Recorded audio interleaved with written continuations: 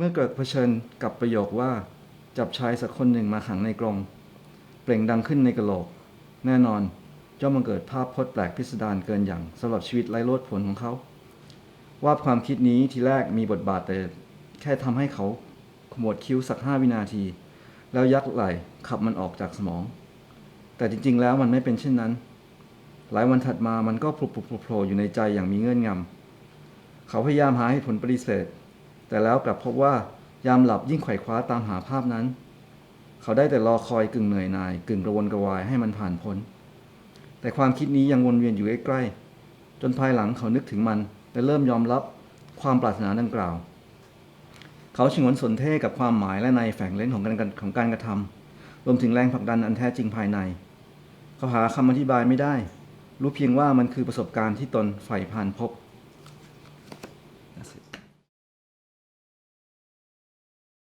I'm Wipas SRITHONG. I'm a fiction writer from Bangkok, Thailand. Okay, the best thing is low cost of living, so you don't have to struggle too much to get by. So you can just like working on 1 or 2 columnist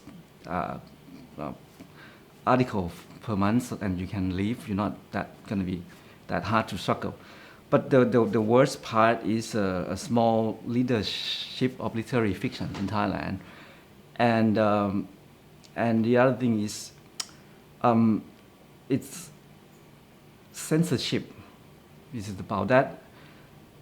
Oh, I forgot about it. Another good thing about it is also that we have a lot of political conflict and a lot of kind of like a change in society that seems simmering and boiling over into something that very unimaginable that we cannot anticipate, and that's enriched for us for the material to write about. But the worst part that I told you before is a small leadership and is censorship, and they kind of like devalue the innovation and also preserve tradition.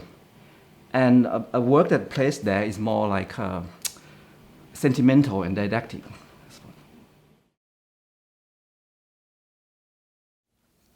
I think the most about my country is a spicy food, easygoing, cheap, and quite beautiful landscape. And I think I almost fall in love again after I come here to my country. And the critical thing, as I told you before, about that, the censorship, the not allow the freedom of expression, and there's a lot of very important that we should discuss, but they won't let us to, and that is very important material. It's like a center of thing. Like you cannot write historical novel unless you have to touch some subject. And that is forbidden, and you cannot write historical novel. Just for example. Okay, my favorite part is planning it and researching it, and things about its potential for its greatness and beauty. But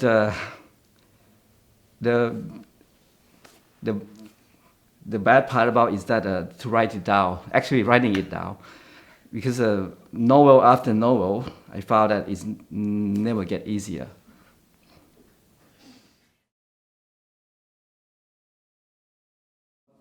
A long time ago, I think it's unnecessary, but after the atrocity that happened in Thailand for the past decades, I just start to feel that it's quite imperative.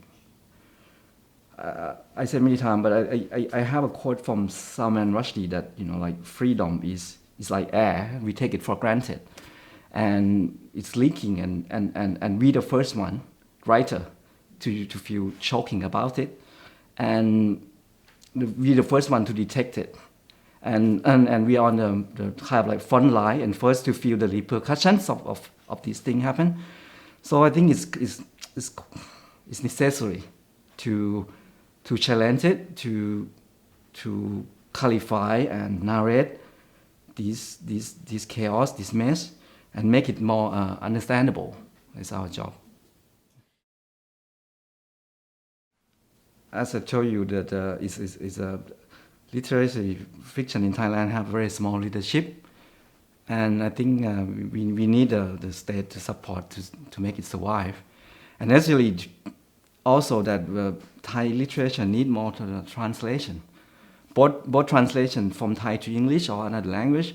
It also translate the great work to Thai, and the thing that I think is more important, apart from money, is give us freedom, gives us a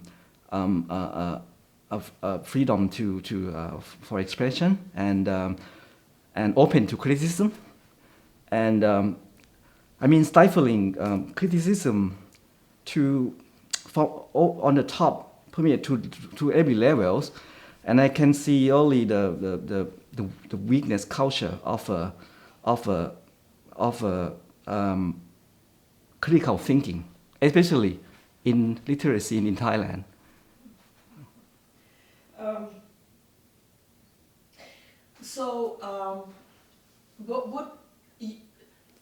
I'd like to ask you about the literary work that you have been influenced by, that has been important to you, and I'm also hoping, in light of what you have just said, to hear more about how translation may have functioned, may have contributed towards that. Your reading, the important reading for you.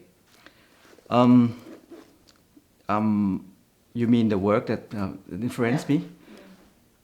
It's changed with time when I'm young and something like that. But recently, in last decade, it's Tolstoy.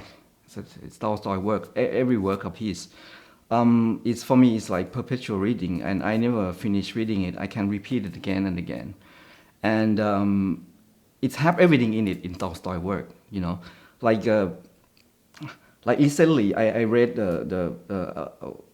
about Napoleon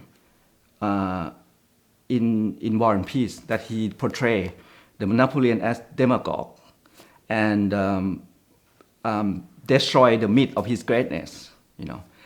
And other thing that Tolstoy teach me is how important of the consciousness.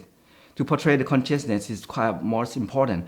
Whenever he describes a character, important or unimportant, he always just go into detail with consciousness. And I think that the true life begins with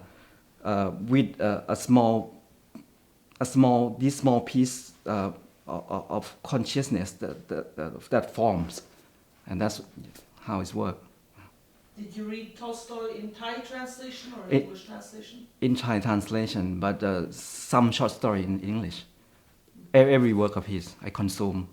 What is your favorite Tolstoy novel? The longer one is, of course, Anna and War and Peace. The shorter one is Hajamulot and The Death of Ivan Illich. Yeah. Now I'm writing the Monument. It's about to finish the first draft. The Monument, my novella. But when I'm writing, I have to immerse fully in it. But like it's so many events and so many activities. It's great activities and many people to meet and to attend. It's kind of like disrupt me a little bit. So I work quite slower and not as planned as I thought I would. But anyway, the staying here is kind of like an atmosphere is stimulating and quite enriching and make me realize that the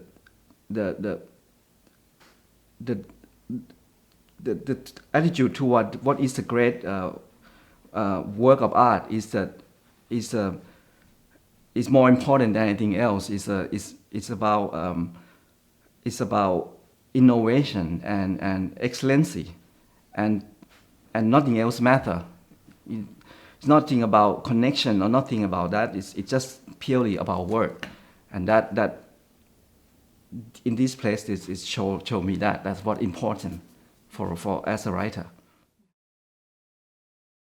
I love it here, and staying here is it's intense experience actually. Everything you throw into something in different language, and people here so nice, and it's very safe, and it a bit too safe, and it doesn't give a broad picture of America.